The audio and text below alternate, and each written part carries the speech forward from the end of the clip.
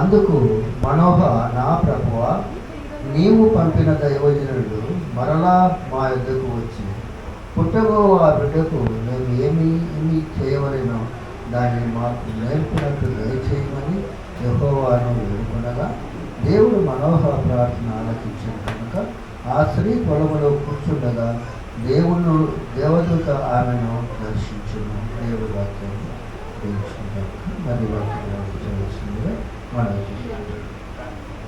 పరిశుద్ధుడైన నా ప్రియ పరలోకపు తండ్రి, మరి మొట్టమొదటిగా మెసేజ్ ఇచ్చినట్లుగా నేను కుమారుడు, మరి రెండవదిగా గారిని కూడా దీవించాల్సి ఆయన వాక్యాన్ని అందించబడుతుంటున్నాడు. కావలసినటువంటి కృపను వెలుకొనర్చాలి. ఏమైతే మరి మాట్లాడాలని ఆశపడుతున్న వారిని ఆలోచించుకొని వారి తాత్వికను కావలసిన దయచేయమని జనస్మరణాన్ని చేతుకుంటూ మా వాటిని ఉపయోగించుకుంటూ స్తుతి ఎస్ఐ నామములో ధ్యానిస్తున్నాము తండ్రి. ఆమేన్.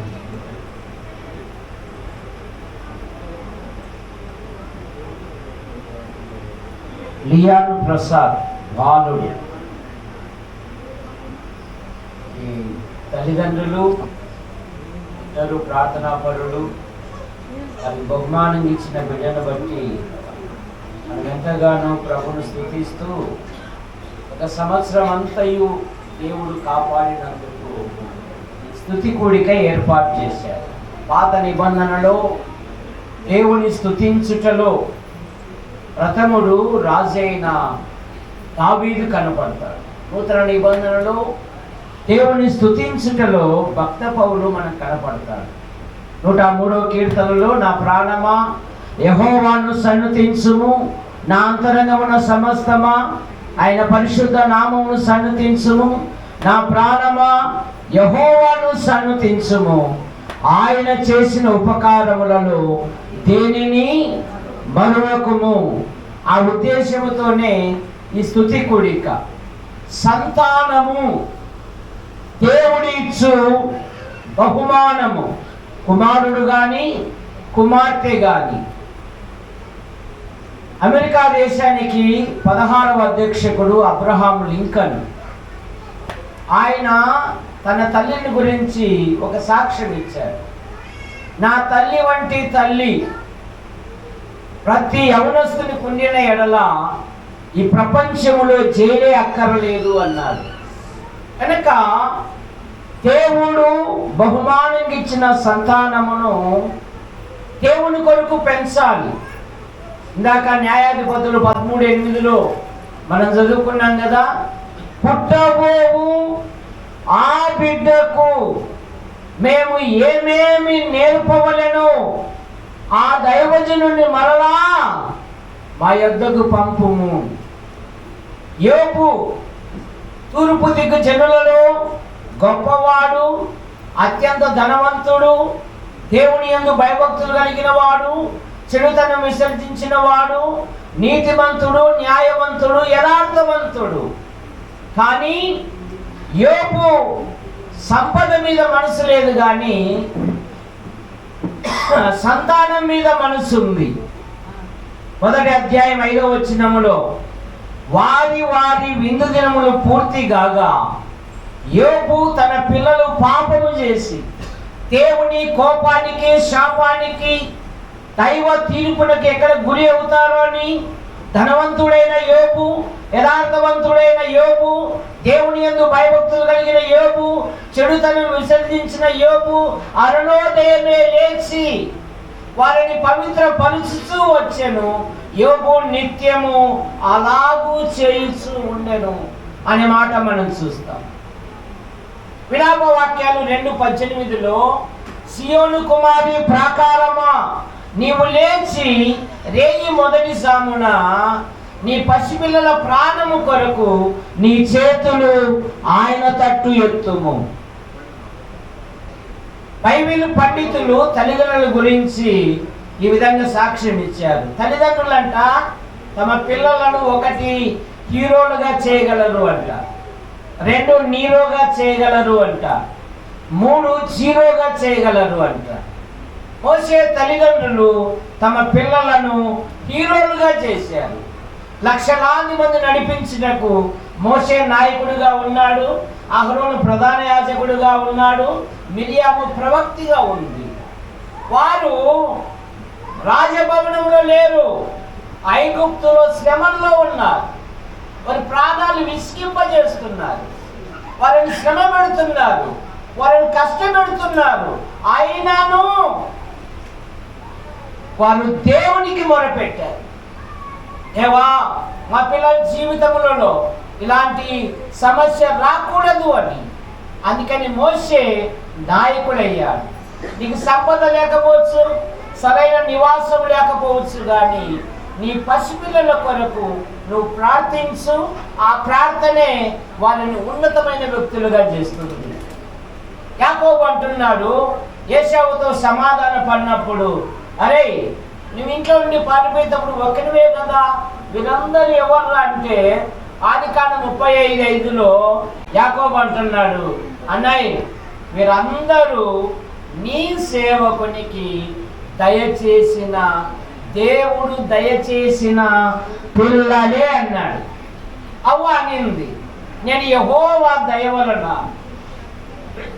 ఒక కుమారుని సంపాదించుకున్నాను అనింది.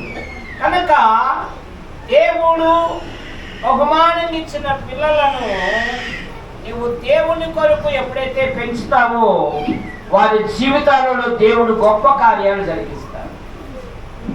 అన్న దేవునితో ఒక నిబంధన చేసుకుని, నాకు ఒక కుమారుని ఇస్తే నా స్వార్థం కోసం కాదయ్యా, నీ సన్నిధికి అప్పచెప్పుతాను అని ప్రార్థన ఆలకించిన దేవుడు ఒక కుమారుని ఇచ్చాడు.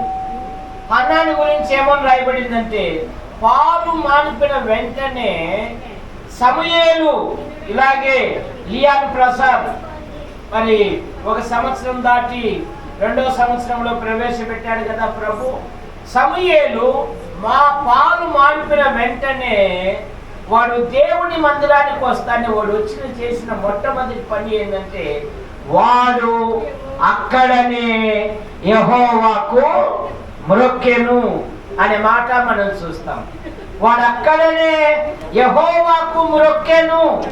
కనుక సమూయేలు దేవునికి మ్రొక్కినవాడు, సమూయేలు ప్రతిష్ఠించబడినవాడు, సమూయేలు పరిచర్య చేసినవాడు, సమూయేలు దేవుని సన్నిధిలో ఉండి ఎదిగినవాడు, సమూయేలు దేవుని సన్నిధిలో ఉండి వర్ధిల్లినవాడు, సమూయేలు దేవుని చిత్తముని ఎరిగినవాడు, సమూయేలు పెద్దవాడు కాగా దేవుడు అతనికి తోడై ఉండేను అనే మాట మనం చూస్తాం. కనుక సమూయేలు జీవితంలో మనకు అనేకమైన మాటలు మనం చూస్తాం. కీర్తనలో ఒక మాట ఉంది, ఆయన నామములో ప్రార్థన చేయవారిలో సమూయేలు ఒక్కడు అనే మాట మనం చూస్తాం. ఇక సౌలు పనివాడు సాక్ష్యం ఇస్తున్నారు. 1 సమూయేలు గ్రంథం 9:6 ఈ పట్టణములో ఒక దైవజనుడు ఉన్నాడు, అతడు బహుగణుడు, అతడు చెప్పు మాటలలో దేనిని అది నెరవేర్చబడుతుంది అన్నాడు.